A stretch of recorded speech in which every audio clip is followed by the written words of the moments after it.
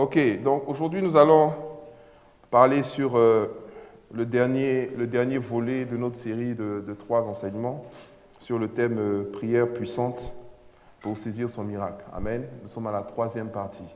Amen. Donc on va reprendre nos Bibles dans le livre de Marc, chapitre 5, à partir du verset 25 jusqu'au verset 34. Qui sont en fait qui est notre texte de base. Amen. Pour ceux qui nous suivent sur leurs écrans de télé ou d'ordinateur ou de téléphone, vous pouvez lire le texte qui apparaît juste sur l'image. Amen. La Bible dit ceci: Or, il y avait une femme atteinte de perte de sang depuis 12 ans. Elle avait beaucoup souffert entre les mains de plusieurs médecins. Elle avait dépensé tout ce qu'elle possédait et elle n'avait éprouvé aucun soulagement, mais était allée plutôt en empirant. Ayant entendu parler de Jésus, elle vint dans la foule par derrière et toucha son vêtement. Car elle disait: si je puis seulement toucher ses vêtements, je serai guérie. Au même instant, la perte de sang s'arrêta et elle sentit dans son corps qu'elle était guérie du mal. Jésus connut aussitôt en lui-même qu'une force était sortie de lui et se retournant au milieu de la foule, il dit: qui a touché mes vêtements? Ses disciples lui dirent: tu vois la foule qui te presse et tu dis: qui m'a touché? Et il regardait autour de lui pour voir celle qui avait fait cela. La femme, effrayée et tremblante, sachant ce qui s'était passé en elle, vint se jeter aux pieds et lui dit toute la vérité. Mais Jésus lui dit: ma fille, ta foi t'a sauvée, va en paix et sois guérie de ton mal. Amen. Ta foi t'a sauvée, va en paix et sois guérie de ton mal. Donc Jésus a définir en fait tout l'acte que cette femme a posé comme étant un acte de foi. Amen. Donc nous avons commencé cette série il y a 2 vendredis déjà. Nous avons déjà parlé de 2 aspects assez importants. Comme je le disais, concernant les miracles, il y a un schéma, un processus qui revient constamment dans la Bible. Amen. Il suffit d'analyser tous les miracles et vous allez voir que ce processus-là, il revient constamment, il revient à chaque fois. C'est toujours le même processus en 3 étapes. Premièrement, voir le miracle. Amen. Deuxièmement, confesser le miracle. Troisièmement, saisir le miracle. Alléluia. Donc, nous avons déjà vu la partie de voir le miracle. Amen. Parce que, premièrement, ce que tu vois vient en fait en réalité de ce que tu entends. C'est pourquoi la Bible dit que la foi vient de ce qu'on entend. Amen. Au verset 27, la Bible dit que cette femme-là a entendu parler de Jésus. Et lorsqu'elle a entendu parler de Jésus, elle a entrevu la solution. Elle a vu la solution. Elle a vu la solution à son mal. Elle a vu la solution à son problème. Elle a vu la solution à la situation qu'elle traversait. Elle a dit: voilà la solution. Il faut vous rappeler que c'est une femme qui a tourné pendant 12 ans. C'est une femme qui a cherché une solution pendant 12 ans. C'est une femme qui n'a pas cessé de s'affaiblir, de souffrir. Et la Bible dit qu'elle a souffert entre la main de plusieurs personnes. Elle a dépensé tout son argent. Donc, c'était quelqu'un qui était véritablement déterminé à voir sa situation changer. Amen. Et dans cette détermination-là, à voir sa situation changer, elle a tout essayé. Et dans ses différentes tentatives, elle n'a rien trouvé jusqu'à ce qu'un jour, elle entende parler de Jésus. Et quand elle a entendu parler de Jésus, elle a vu en même temps. Vous vous demandez comment est-ce que d'entendre quelque chose peut nous permettre de voir. Mais regardez, même dans le livre de la Genèse, lorsque Dieu dit à la femme et à l'homme et à la femme, vous ne mangerez pas de ce fruit, du fruit de l'arbre défendu et tout. La Bible dit que Satan a parlé à la femme. Il a dit, qu'est-ce que Dieu a dit? Et après la conversation qu'elle a eue avec Satan, la Bible dit qu'elle vit que ce fruit était bon à manger. Elle l'a vu. Comment tu peux voir qu'un fruit est bon à manger? Ça veut dire qu'il y a un processus qui se passe lorsque tu entends quelque chose et que tu vois quelque chose. Et c'est cette chose que tu vois là qui est la base des actions que tu dois maintenant déclencher après. Amen. Donc, la confession est importante parce que c'est la 2e étape. Mais très souvent, et depuis un certain temps, il y a beaucoup de personnes qui pensent qu'il s'agit tout simplement de sauter dans la confession et de commencer à confesser, à confesser, à confesser. Mais tu dois confesser les choses que tu as vues au préalable. C'est pour ça que entendre est toujours et encore important. Vous devez vous exposer à la parole. Vous devez vous exposer aux enseignements. Vous avez trop de personnes qui pensent que l'enseignement, c'est juste ennuyant. C'est juste une étape ou c'est juste accessoire. Et donc, vous les voyez des fois à des manifestations, à des conférences, à des grandes réunions ou à des grands programmes, à des veillées. Pendant qu'on enseigne, ils dorment. Et après, dès que le pasteur commence à prier pour les gens, ils se réveillent. Ils veulent qu'on prie pour eux, qu'on leur impose les mains. Mais on t'impose les mains sur quelle base? On prie pour toi sur quelle base? Le Saint-Esprit vient t'arroser sur quelle base? Rappelez-vous ce que Dieu a dit à Abraham. Il a dit, ce que tu vois, je te le donne. Mais si tu n'as rien vu, parce qu'au moment où Dieu était en train de te programmer, ou de te reprogrammer, ou de t'envoyer des images, ou de t'envoyer vraiment des images des choses qui doivent se produire dans ta vie, toi, tu es en train de dormir. Parce que pour toi, c'est un détail. L'enseignement, pour certains, c'est un détail. Mais c'est l'enseignement qui va te montrer ce que Dieu veut pour toi, ce que Dieu veut faire dans ta vie. C'est l'enseignement qui va te façonner. C'est l'enseignement qui va te conditionner. Donc, tant que cette semence-là, parce que vous voyez ce que vous voyez dans votre esprit, en fait, c'est ce qu'on appelle la semence. C'est la semence. Vous comprenez? C'est la semence. La semence est petite toujours. La semence d'un arbre, la semence d'un fruit, la semence de quoi que ce soit, c'est toujours petit. Okay? Mais quand vous avez la semence et que vous la placez là où elle doit être placée, vous faites quoi ensuite? Vous l'arrosez. Vous l'arrosez. Et la semence maintenant va commencer à pousser, à germer, à grandir et ensuite à faire quoi? À produire du fruit. Donc la vision, ce que vous voyez, ce que vous avez vu dans votre esprit, c'est la semence. Quand vous la plantez, là où vous la plantez, c'est votre cœur. Et ensuite, la parole, maintenant, la confession et votre attitude va maintenant commencer à arroser cette semence-là. Amen. Ça va commencer à arroser cette semence. Donc, ceux qui n'accordent pas trop d'importance à la parole, ils font mal. Il faut d'abord respecter la parole, donner du temps à la parole, écouter la parole, car la foi vient de ce qu'on entend. En fait, cette semence-là vient de ce qu'on entend. La vision vient de ce qu'on entend. Il y a des gens, ils vont voir un médecin. Quand ils ont vu le médecin leur parle. Au moment où le médecin est en train de leur parler, se voit déjà mort. Le gars, il regarde ton dossier, il dit, il fait une tête de façon, il dit vraiment, c'est tellement grave. Tout de suite là, toi, tu te vois déjà mort. Tu vois déjà des gens à tes funérailles. Ça aussi, c'est des visions que le diable donne. Le diable donne aux gens des semences aussi d'accidents, des semences de pauvreté, des semences de mort. Tu te vois mort, tu te vois pauvre, tu te vois rasant les murs, comme les enfants d'Israël, ils se sont vus comme des sauterelles, tu te vois comme une sauterelle, ou tu te vois comme un cabri ou comme un mouton. Il y a des gens qui se voient dans toutes sortes de situations, qui se voient seuls tout le restant de leur vie, ou qui se voient... ce sont ces images-là, sont des semences qui sont très importantes.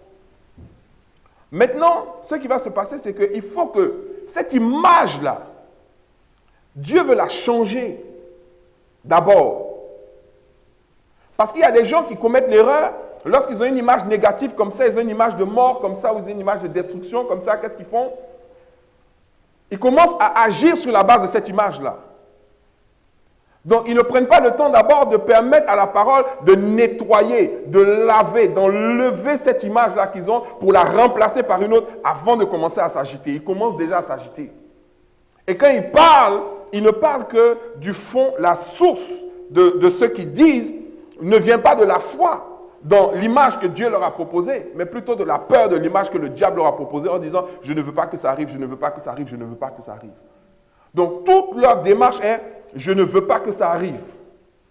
Mais à force de penser « je ne veux pas que ça arrive », la chose à laquelle tu penses le plus c'est « il ne faut pas que ça arrive ». Et donc finalement, c'est ce qui va arriver. Parce que c'est à ça que tu penses. Or, tu dois penser à « qu'est-ce que je veux voir dans ma vie ?» Qu'est-ce qui doit arriver dans ma vie? Et c'est ça qui doit être constamment, qui doit te motiver et qui doit motiver confession. Amen. Parce que ce que tu crois, tu l'exprimes. Ce que tu crois, tu dois l'exprimer. Et ce n'est pas seulement sur le plan verbal. Même la Bible dit, nous avons cru, c'est pourquoi nous avons parlé. Quand tu crois, véritablement, tu parles. Mais l'expression, ce n'est pas seulement la parole, c'est aussi notre état d'être, nos émotions, notre état d'esprit, la manière dont on est, dont on réagit. Donc tu peux dire, je suis dans la paix, alors que tes émotions disent que tu as peur, que tu es agité. Tu peux dire, je suis dans la joie, alors que tes émotions montrent que tu es dans la tristesse. Ton visage est serré, tu es fâché toi seul, tu as du mal. Des fois, les émotions peuvent même nous empêcher des fois d'entendre la parole de Dieu. Il y a des gens, les émotions les secouent tellement que quand ils sont en prise avec leurs émotions, leurs oreilles se ferment, leurs yeux se ferment, tout. C'est pour ça que la Bible dit que quand vous êtes en colère, ne péchez pas. Parce qu'il y a des gens, en temps normal, ils ne vont pas pécher, mais s'ils sont en colère, ils peuvent pécher. Parce que quand ils sont en colère, ils se ferment à Dieu. Or, justement, contrôler ses émotions, ça veut dire être capable de changer ses émotions. Oui, sur la base de la parole. Je me sens comme ça, mais la Bible dit que je dois être comme ci. Et je fais un effort pour changer. Amen. Et après avoir confessé, mais pas confessé verbalement seulement, parce que je parle, je confesse, je dis oui, je dis non, le pasteur a dit de dire ça, donc je dis ça, ou tel verset, mais que ça va plus loin en affectant mes émotions, en affectant mon être vraiment intérieur, parce que c'est ça qui donne véritablement de la force à la confession. Amen. Quand ça touche notre homme intérieur, quand ça touche notre cœur. Quand tu dis j'ai confiance en Dieu, il faut vraiment avoir confiance. Il ne faut pas après t'effrayer pour quoi que ce soit. Amen. Troisièmement, donc après avoir vu le miracle, après avoir confessé avec les émotions qu'il faut maintenant faire quoi? Il faut maintenant le saisir. Amen. Il dit je saisis mon miracle. Alléluia. Peu de personnes arrivent à ce stade-là. Peu de personnes arrivent au stade de saisie et encore moins de personnes franchissent les obstacles qui se dressent devant nous lorsque nous devons saisir notre miracle. Peu de gens arrivent véritablement à surmonter ces obstacles-là pour pouvoir saisir le miracle. Donc il y a peu de gens qui voient le miracle. Il y a peu de gens qui vont au-delà de voir le miracle, de le confesser. Il y a peu de gens qui, après l'avoir confessé et qui se retrouvent maintenant en face de leur miracle, qui ont du mal à tendre la main pour pouvoir le saisir. Donc voilà les obstacles qui doivent être franchis. Et très souvent, il y a 3 raisons essentielles qui font que les gens ont du mal à saisir leur miracle. La première raison, c'est la peur de l'échec. La peur d'échouer. Et si ça ne marche pas? Ça, c'est la première raison. Lorsque tu es en face de ton miracle, tu vas te poser la question. Parce que si tu es en face de ton miracle, c'est qu'il y a un acte que tu dois poser. Tu dois saisir, tu dois entrer en action. Et très souvent, l'action que tu dois poser est une action qui peut te mettre dans l'embarras. C'est quelque chose qui peut vraiment te mettre dans l'embarras. Si ça ne marche pas. C'est ça. Et très souvent, les gens vont se dire, mais et si ça ne marche pas? Donc, et si ça ne marche pas, ça veut dire quoi? C'est la peur de l'échec. J'ai peur d'échouer. Et des fois, la peur d'échouer fait qu'on ne pose pas l'acte qu'on doit poser pour obtenir le miracle. Ça, c'est première chose. Deuxième chose, deuxième raison essentielle du fait que certaines personnes n'arrivent pas à saisir le miracle, c'est le manque de discipline. Le manque de discipline personnelle, le manque de discipline qui fait qu'on a du mal à rester dans ce qu'on sait être vrai, être droit, être bon, encore et encore. C'est-à-dire, on veut les choses qu'on fait, les petits changements qu'on opère, et puis on veut voir le résultat tout de suite. Si dans l'heure, la minute, ou dans la journée, ou dans la semaine, il n'y a pas de résultat, tout de suite, on pense qu'on a échoué, ou que ce n'est pas la bonne voie. Mais vous savez, il y a des miracles surnaturels, il y a des miracles humains. Et parmi les miracles humains, vous avez ce qu'on appelle les prouesses physiques, des sportifs par exemple. Et un sportif Vous avez beau avoir le meilleur entraîneur du monde. Vous n'avez jamais fait de tennis avant, vous ne pouvez pas devenir champion de tennis après une semaine de cours. Ce n'est pas possible. Vous allez devoir véritablement vous discipliner par rapport à cette, généralement on appelle ça des disciplines. Mais regardez comment est-ce qu'on appelle un enfant de Dieu, un vrai enfant de Dieu. À la base, on n'est pas appelé à être des chrétiens, on est appelé à être quoi? Des disciples. Des disciples. Le vrai nom des chrétiens, là, c'est des disciples. Ça veut dire des gens qui sont disciplinés. Des personnes qui marchent selon certaines règles, selon certains principes. Qui mettent un accent sur le fait de discipliner leur vie. Par rapport à la parole, par rapport aux jeunes, par rapport à la prière, par rapport à leur manière de parler, par rapport à leur manière de s'habiller, par rapport à leur rapport les uns avec les autres, par rapport à beaucoup de choses. Ils sont disciplinés.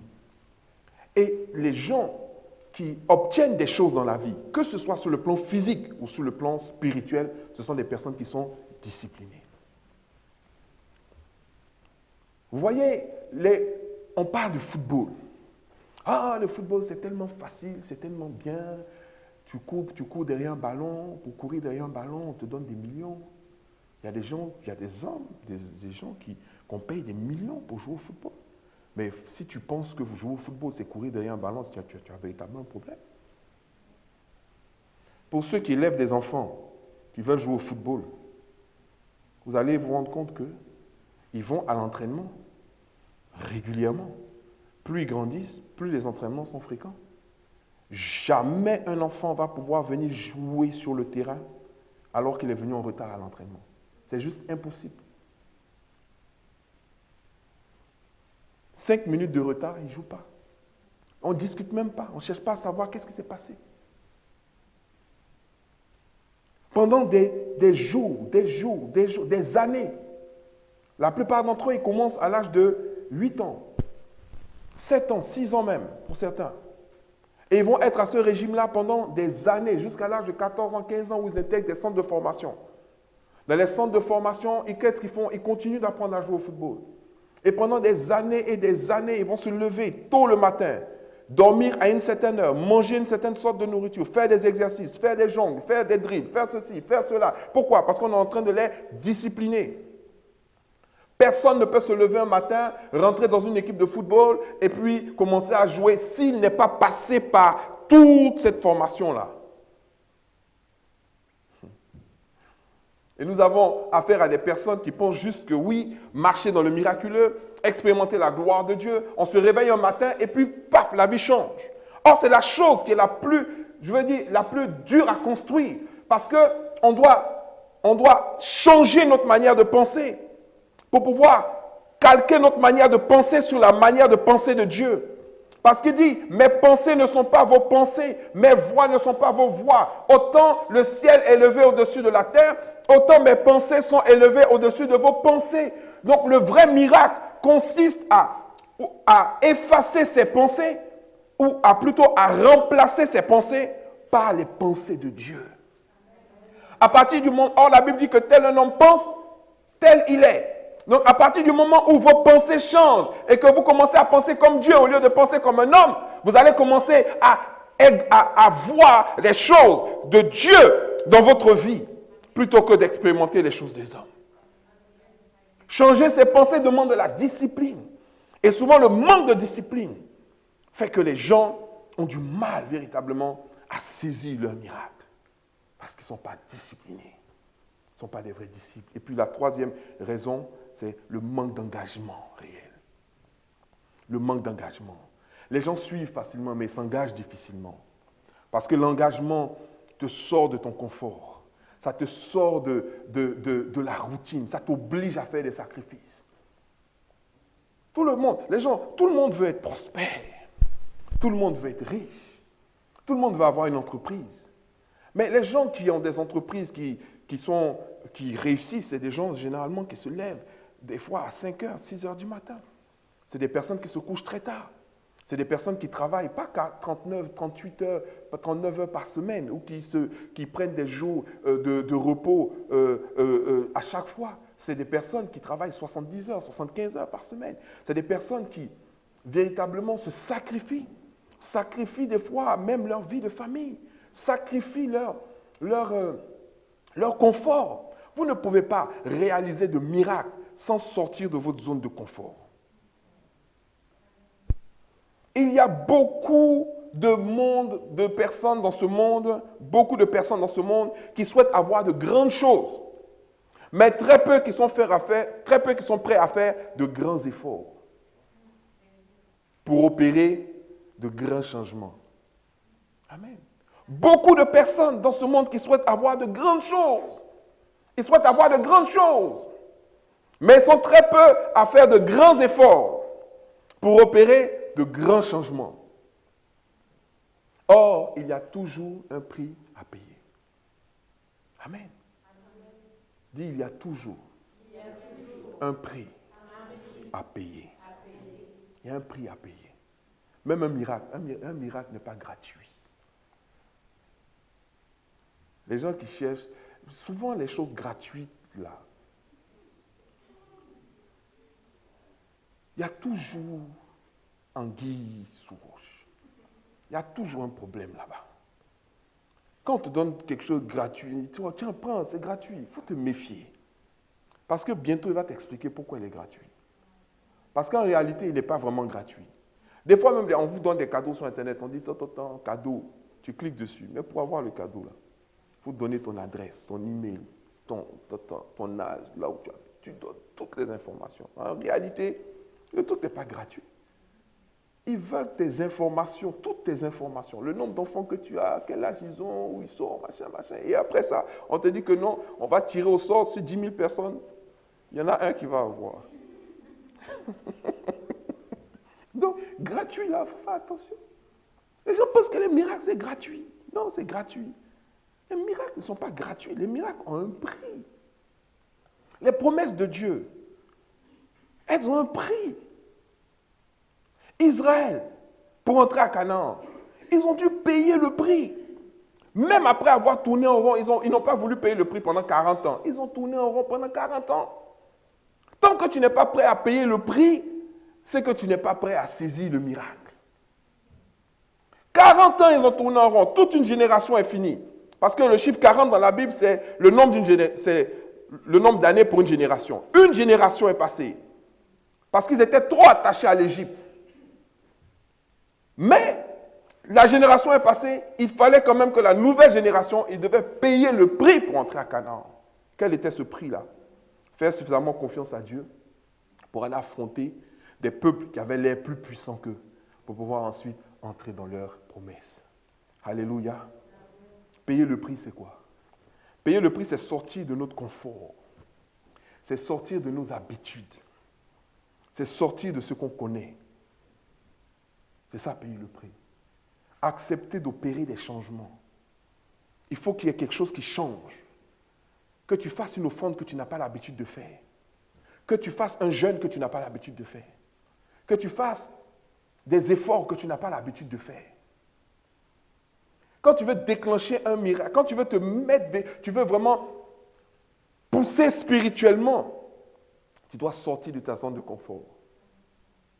Il y a des gens qui ont leur zone de confort. Ils sont réglés, c'est-à-dire les hommes sont des gens d'habitude. Pris à la même heure. Généralement, quand il fait des offrandes, c'est le même genre d'offrande. Il y a un billet qu'il affectionne particulièrement. Quand on dit offrande, c'est ça qui est en même temps.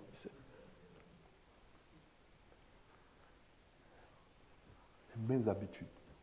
Mais si tu veux que quelque chose change dans ta vie, tu dois changer quelque chose. Toujours. Si tu as l'habitude de te réveiller à 8 heures pour prier, réveille-toi à 5 heures ou 6 heures. Ce n'est pas l'heure en lui-même qui est spéciale. Il y a des gens, parce qu'ils ont changé quelque chose, ils ont obtenu quelque chose, ils disent, ah, c'est cette heure-là qui marche. Non. C'est le fait que tu te sois, tu vois, que tu sois sorti de ta zone de confort qui a fait que ça marchait. Parce que ton esprit même a identifié qu'il y a quelque chose qu'elle veut vraiment. Parce que quand tu veux, ou qu'il veut vraiment, parce que quand tu veux quelque chose vraiment, alors tu vas faire des efforts pour obtenir cette chose-là. Saisir signifie prendre avec vigueur. Prendre avec vigueur, avec effort. Sinon j'allais dire, comment prendre son miracle? Donc nous on est là, et puis le miracle, et puis on dit, venez pas. Non, les miracles ne se prennent pas. Les miracles se saisissent. C'est pour ça que tout le monde ne voit pas de miracle dans sa vie. Dis, je vais saisir mon miracle. Alléluia. Matthieu chapitre 11, verset 12 nous dit, depuis Jean le Baptiste jusqu'à présent, depuis Jean le Baptiste jusqu'à présent, le royaume des cieux est forcé. Une autre version dit, le royaume des cieux est pris par la force.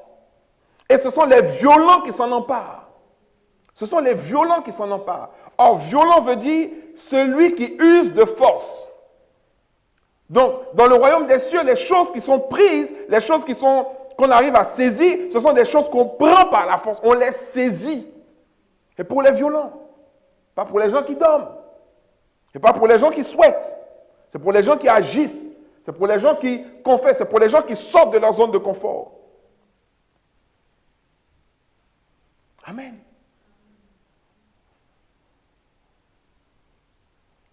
On ne peut pas rester dans sa zone de confort et puis saisir un miracle. Un miracle ne se livre pas. Il n'y a pas de livraison. On est habitué maintenant, vous voyez ici en Europe, les gens, ils ont érigé le confort en idole. On fait tout pour notre confort. Climatiseur, chauffage. Demandez aux gens de l'église primitive là s'ils avaient climatiseur au chauffage. Tu as un problème, on doit prier pour toi, tu demandes, est-ce que dans l'église là, il y a la climatisation? C'est que tu n'es pas encore prête à sortir de ton problème. Je veux savoir si c'est climatisé. Toutes les machines qu'on a créées là pour notre confort, ce n'est pas mauvais. Mais normalement, toutes ces machines-là, elles devraient nous permettre d'avoir plus de temps pour la lecture de la parole, la méditation, pour passer du temps avec Dieu, pour l'éducation de nos enfants, pour certaines choses. Mais plus il y a des machines, moins on a de temps. Avant, les gens n'avaient pas de machine à laver, mais ils allaient à l'église tous les jours. Mais ils devaient laver les vêtements, ils devaient les sécher au soleil. Aujourd'hui, tu mets dans une machine et tu mets dans une autre machine, ça sèche. Mais tu n'as pas le temps. Les gens devaient marcher. Il n'y avait pas de métro, de train, ni de bus, ni de voiture. Ils marchaient pour aller à l'église. Et ils marchaient. Vous voyez, il y a un évangile en Europe et puis il y a un évangile en Afrique aussi. Il y a un petit décalage. L'Afrique, les gens ne réagissent pas comme ça. Ici, j'ai souvent rencontré des gens, on m'appelle tous les jours, il y a des gens qui m'appellent. Oh pasteur, j'ai vu vos vidéos sur Internet, j'ai vu les miracles, j'ai des problèmes. Pasteur, oui, mais je peux faire quoi pour vous? Non, je suis à tel endroit. Bon, ok, donc ça veut dire quoi? Pas direct comme ça, mais quand tu sens que la personne te parle, tu sens qu'en fait, il veut que tu viennes à domicile pour prier pour lui. Quoi? Patate. Donc moi, avec mon programme hyper chargé, mes activités, l'œuvre de Dieu, la parole, mais moi aussi j'ai une vie aussi comme tout le monde, sinon des fois même avec plus encore même d'engagement et d'activité et beaucoup de choses que je fais, mais gratuitement. Pour l'œuvre de Dieu, pour le corps de Christ. Les vidéos que les gens regardent, c'est gratuit. Ils ne payent pas pour ça, c'est trop facile. En une heure, des milliers de vues. Comme les foules qui suivaient Jésus. Mais la femme, la différence entre ces gens-là, et puis la femme qui avait la perte de sang, elle a quitté chez elle. Elle a marché malgré sa condition, 12 ans de perte de sang, affaiblie comme pas possible, malade. Elle n'a pas dit, et si je fais ça, et si ça ne marche pas? Elle a dit, voilà ma solution, j'y vais. Amen. Et elle a marché, elle a parcouru des kilomètres. Elle est partie, elle a franchi la foule. alors qu'elle était affaiblie. Et même sa condition faisait de telle sorte que si les gens se rendaient compte qu'elle avait des pertes de sang et qu'elle les touchait, ils pouvaient l'arrêter là, la lapider là, parce qu'elle était impure. Elle n'avait pas le droit de faire ça. Elle a frayé son chemin dans la foule. Elle a touché le vêtement de Jésus. Elle n'a pas dit, hein, dites-lui que je souffre tellement, il faut qu'il vienne me voir. Tu vas mourir dans ton problème. Les gens ne sont pas prêts à faire des efforts. Comme on vous livre les pizzas, on vous livre les hamburgers. Maintenant, on livre les courses. Tout ça, c'est pour le confort. On est en train de dire aux gens, c'est le confort, c'est le confort. Vous pensez qu'on va vous livrer les miracles? Attendez, le livreur arrive. Le livreur, là, il vient, il est en chemin. Attendez. 40 ans.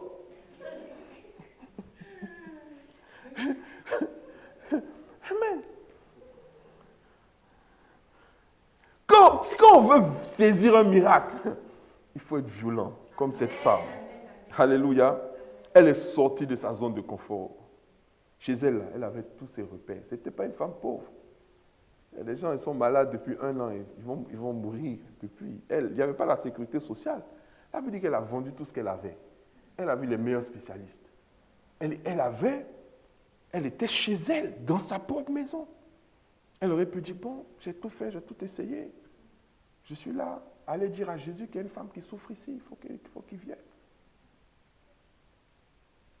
Elle est restée. Non, elle n'est pas restée chez elle. Elle n'est pas restée dans sa zone de confort.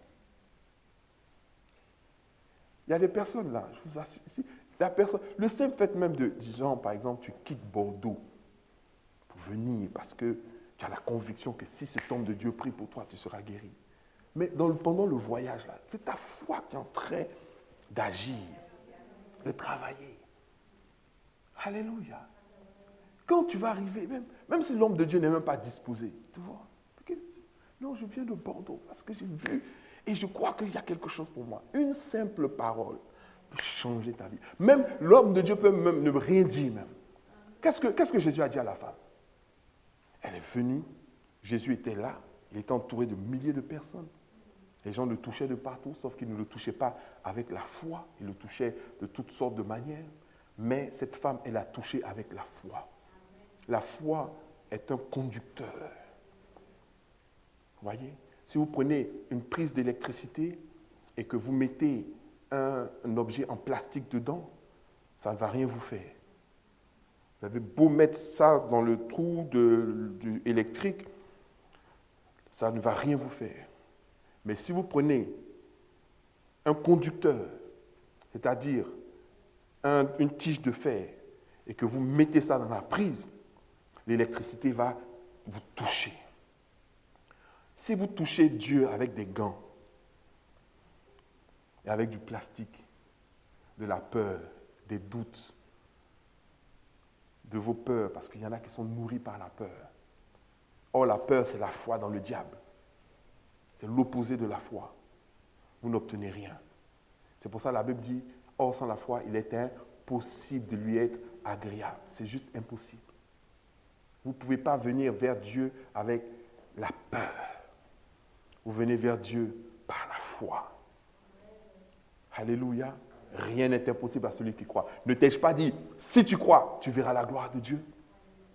Il a dit à la femme, va, ta foi t'a sauvé. Qu'est-ce qu'il a sauvé? La foi. Pourquoi? Parce qu'elle a touché avec la foi. La puissance est sortie de lui. La puissance l'a guéri. Alléluia. Elle a bravé la foule. Elle a bravé l'interdiction de toucher un homme étant impur. Amen. Elle a littéralement mis sa vie en danger. Comme Goliath, comme David qui a affronté Goliath. Elle a mis sa vie en danger. Il est intelligent comme tout le monde. Il pourrait se dire, et si ça ne marche pas, et si Goliath m'attrape? Il allait mourir. Mais il l'a fait quand même. Pourquoi? Parce qu'il avait la foi. Alléluia. Comme Moïse qui a défié Pharaon. Moïse aurait pu dire aussi, et si ça ne marche pas? Pharaon va m'attraper, va me mettre dans une de ses prisons. Et je vais paraître comme un fou, comme un illuminé qui est sorti du désert après 40 ans. Vous pouvez vous imaginer comment il pouvait se sentir? Après 40 ans passés dans le désert, se lever comme ça, aller menacer Pharaon, laisse partir le peuple de Dieu. Sinon quoi? Sinon, tu vas voir.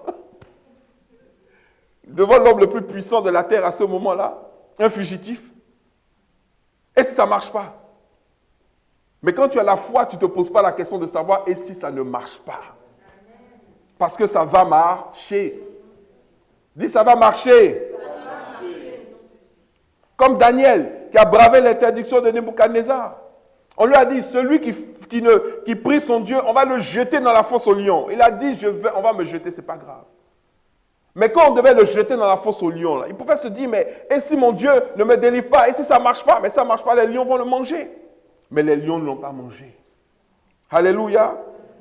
Et le paralytique qui est passé par le toit, il arrive, il dit, je vois mon miracle, je crois que je peux être guéri à travers le ministère de Jésus. Il arrive, il voit la foule, il ne peut même pas rentrer. Il dit, faites un trou par le toit. Ils auraient pu se poser la question, mais si ça ne marche pas, tu vas avoir crédit, tu veux percer le toit de la maison de quelqu'un. Ce n'est pas la maison de ton oncle, ni de ton frère. C'est la maison de quelqu'un. Tu vas percer le toit. Tu vas avoir des crédits et les gens vont nous frapper. Et si on n'arrive pas à percer maintenant? Ils ne se sont pas posé de questions. Ils ont creusé. Percer le toit. Pousser Jésus à lever les yeux. Pousser l'auditoire à lever les yeux. Il y a des actes que tu vas poser qui vont pousser le ciel à s'arrêter, à considérer ta situation. Quand David s'est levé contre Goliath, le ciel s'est arrêté pour suivre cet événement-là. Vous ne voyez pas qu'il y a des événements dans le monde, on dit 1 milliard de spectateurs, 2 milliards de spectateurs, tout le monde veut assister. Au ciel aussi, c'est comme ça. Et aussi, ils ont une télévision qui est braquée sur la terre. On cherche des gens qui font des exploits. Et il y a des moments quand tu te lèves pour le royaume de Dieu, tout le royaume de Dieu regarde la situation. Un homme de Dieu, une fois, a dit, il y a des actes que nous posons qui poussent Dieu à regarder. Tu as vu mon fils? Tu as vu ma fille? Regardez. Parce que tu amènes la gloire dans le royaume. Mais quand tu te dis, et si ça ne marche pas? Le paralytique qui est passé sur le toit, si ça ne marchait pas, c'était grave pour lui. Bartimée, il a dû braver les gens qui le décourageaient. Il a jeté son manteau d'aveugle quand Jésus l'a appelé. Et si ça ne marche pas? Et si ça ne marche pas, tu vas devoir ramasser ton manteau là. Il dit, ramasse ton manteau. Vous n'avez pas dit, vous avez des foi bizarres. Ramasse ton manteau. Mais lui, il n'a pas considéré ça. Il n'a pas considéré la honte. Il y a trop de gens qui considèrent la honte. Il n'a pas considéré la honte. Il a jeté son manteau. Il a dit, ma vie passée, c'est fini. Zachée, qui est monté sur le sycomore. Les gens le cherchaient parce qu'il avait créé plein de problèmes aux gens. Mais quand il a vu Jésus passer, il a dit non, Jésus ne peut pas passer sans qu'il vienne chez moi. Il a trouvé un arbre, il a grimpé, il est monté sur l'arbre. Quel effort, véritablement, tu es prêt à faire pour que ta vie change, pour que des choses changent dans ta vie, pour que ta condition change. Parce que si tu continues de faire ce que tu as toujours fait, tu auras toujours ce que tu as toujours eu. On parle de saisir le miracle. Ce n'est pas en une fraction de seconde. Il y a un processus qui s'opère. Ce qu'on appelle la marche de la foi. Comme Pierre, dernier exemple, qui s'est levé devant plus de 3000 personnes. Puisque ce jour-là, la Bible dit 3000 personnes ont donné leur vie au Seigneur. Donc ils étaient beaucoup plus que ça. Quelques jours avant, on les poursuivait pour les tuer. Vous imaginez? Et si ça ne marchait pas? Et son discours-là ne marchait pas. Il a fini de parler. Ce Jésus que vous avez crucifié, Dieu a fait de lui le Messie. Ah, c'est ici que vous vous cachiez. On vous a attrapé maintenant. On allait les décimer. Il aurait pu se poser la question, je vais parler aux gens, et si ça ne marche pas? Non, il n'a pas fait ça. Il s'est levé. Des gens qui autrefois le poursuivaient, ils voulaient le tuer. Il a parlé devant ces gens. Ce même jour, 3000 personnes ont donné leur vie au Seigneur. Alléluia. Voilà des miracles. Voilà des choses extraordinaires. Amen. Voilà des choses. Et j'en passe tous les exemples bibliques de miracles. Ils l'ont vu, ils l'ont confessé, ils l'ont cru, Ils ont agi sur la base et ils l'ont saisi. Tu vas saisir ton miracle au nom de Jésus. Alléluia. Tu vas saisir ton miracle. Tu vas saisir ta destinée. Donc aujourd'hui, nous allons prier pour un vrai changement. Alléluia. Pour se lever vraiment. Tu vas prier. Amen. Pour saisir ton miracle. Alléluia. Et à partir d'aujourd'hui, il faut que ton attitude change. Il faut que ton comportement change. Tu dois véritablement croire en Dieu. Croire véritablement que Dieu t'appelle à de grandes choses. Et que tu ne te laisses pas décourager par des petites oppositions. Discipline ta vie. Amen. Surmonte les obstacles. Et saisis ton miracle. On va se lever, on va prier le Seigneur. Tu vas répéter après moi. Tu vas répéter après moi. Je chasse de mon cœur toute pensée ou image d'échec au nom de Jésus. Élève la voix et prie ton Dieu. Là où tu es. La Bible dit que nous amenons toute pensée captive à l'obéissance de Christ. Il y a des gens dont les pensées sont captives. Et ils ont des images dans leur cœur, des images terribles, des images de mort, des images d'échec, des images de destruction, des images de faim, de mort violente, des images de pauvreté, des images de maladie. Toutes ces images-là, il faut les chasser loin de ton cœur, au nom de Jésus. Je chasse de mon cœur toute pensée ou toute image d'échec au nom de Jésus. Voilà. Il faut les chasser au nom de Jésus. Alléluia. Et tu vas les remplacer. Je les remplace. Je les remplace par des images d'abondance, de paix, de bonheur, de grâce, de vie, au nom de Jésus. Alléluia. Élève la voix. Amen. Les images de miracles, de gloire. Alléluia. Tu vas voir la gloire de Dieu. Tu vas voir le miracle de Dieu. Tu vas voir la main de Dieu agir puissamment dans ta vie. Alléluia. Tout ce qui vient à ton esprit, que tu veux voir dans ta vie, alléluia. Tu l'appelles, tu l'appelles, tu l'appelles. Tu remplaces ces pensées-là, tu remplaces ces images-là. Voilà. Alléluia. Répète après moi. Je rejette tout esprit de doute et de découragement. Au nom de Jésus. Élève la voix. Chasse ces esprits-là.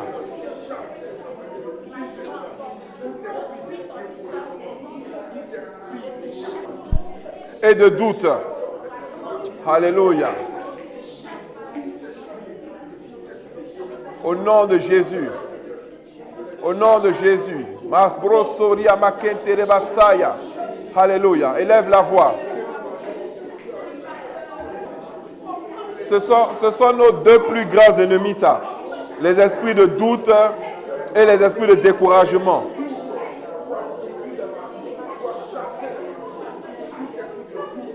Alléluia. Répète après moi. Je refuse d'être en accord avec les ennemis de ma destinée. Je refuse de donner raison à mes détracteurs et à ceux qui ne croient pas en moi. Élève la voix et prie ton Dieu. Les malédictions qu'ils t'ont envoyées, les choses qu'ils ont dites qui allaient arriver dans ta vie, les choses qu'ils ont dites qui n'allaient pas arriver, ceux qu'ils ont confessé de mauvais contre toi, contre ta vie, tu ne vas pas leur donner raison. Tu ne vas pas être d'accord avec eux. Tu ne vas pas leur faire le plaisir de voir leurs mauvaises prophéties s'accomplir. Car ces prophéties ne viennent pas de Dieu.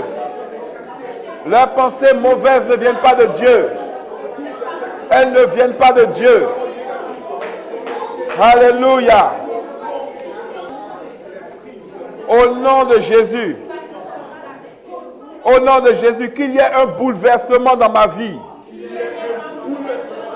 Un bouleversement dans ma vie. Qu'il y ait une révision de mon dossier. De ma situation. De mon statut. Je lis tout homme fort, délégué pour empêcher les manifestations de mes miracles. Au nom de Jésus, élève la voix.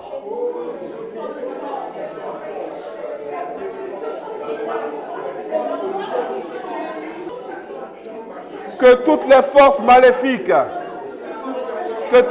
maléfiques, rassemblées contre mes percées, soient complètement dispersées au nom de Jésus. Élève la voix, élève la voix. Alléluia. Alléluia. Seigneur, que tes anges se hâtent d'affermir ta parole dans ma vie. Seigneur, que tes anges se hâtent d'affermir ta parole dans ma vie. Au nom de Jésus, élève la voix. Élève la voix.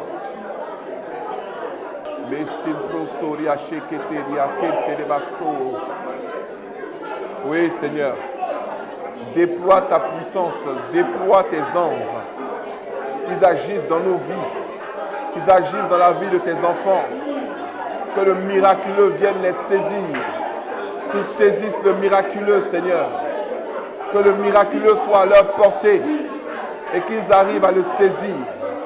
Que tes anges rendent actives toutes ces choses dans leur vie. Que tout ce qui les empêche de saisir véritablement soit ôté de leur vie. Au nom de Jésus. Au nom de Jésus. Permets-nous de basculer dans le miraculeux. Dans le miracle. Dans le miraculeux. Permets-nous de voir des changements réels. Des transformations réelles. Au nom de Jésus. Au nom de Jésus. Seigneur, je t'en prie, ranime tout ce qui est mort dans ma vie et appelle les choses à l'existence. Ces choses que tu veux voir, ces choses que tu m'as prédestinées à accomplir, qu'elles se fassent, qu'elles soient ranimées dans ma vie, au nom de Jésus. Élève la voix. Et tu vas demander à Dieu maintenant, Seigneur, je désire des percées à propos de cette situation. Tu vas commencer à parler à Dieu sur tes situations spécifiques. Amen. Tu vas lui dire ce que tu veux, ce que tu attends, ce que tu souhaites, ce que véritablement tu veux voir et pour lequel tu es prêt ou prête à payer le prix. Élève la voix et prie ton Dieu. Alléluia. Élève la voix et prie ton Dieu ce soir. Là où tu es, à l'endroit où tu te trouves, ce que tu veux véritablement, ce que ton cœur désire. C'est la promesse de Dieu pour toi. Il a dit qu'il te donnerait ce que ton cœur désire. Ce que ton cœur désire. L'âme. Ce que ton cœur désire. Alléluia. Alléluia. Tes yeux sont verts. Tu crois de ton cœur. Tu confesses la parole. Maintenant que ce que tu as vu, ramène-les à ton Dieu. Abraham a rappelé à Dieu ce qu'il avait vu, la promesse. Il a obtenu la promesse. Tu obtiendras la promesse. Tu obtiendras la promesse. Au nom de Jésus. Alléluia. Tu vas rendre grâce au Seigneur maintenant pour la victoire. Pour la victoire qu'il t'accorde. Alléluia. Merci Seigneur pour la victoire que tu m'accordes. Alléluia. Bénis ton Dieu. Remercie-le déjà. Remercie-le déjà. Remercie-le déjà. Remercie-le déjà. Tu dois entrevoir la victoire. Tu dois entrevoir la réussite. Tu dois entrevoir la percée. Alléluia. La percée, la réussite. Ton sujet de prière, Dieu l'a entendu. Et Dieu va agir en ta faveur. Il va agir. Il va te soutenir. Alléluia. Et toi aussi, tu vas conformer ta vie à sa parole. Tu vas marcher selon ses voies. Et tu verras sa gloire dans ta vie. Tu verras sa gloire dans ta vie. Quelqu'un va témoigner de la puissance de Dieu. Quelqu'un va témoigner de la puissance miraculeuse de Dieu. Alléluia. Dans tous les domaines. Santé, matériel, quel que soit le domaine, Dieu agira certainement dans ta vie parce que tu auras marché par la foi. Et il te dira, comme il a dit à cette femme, va, car ta foi t'a sauvé. Et le peuple de Dieu dit, Amen. Alléluia. Alléluia. Alléluia. Tu peux acclamer ton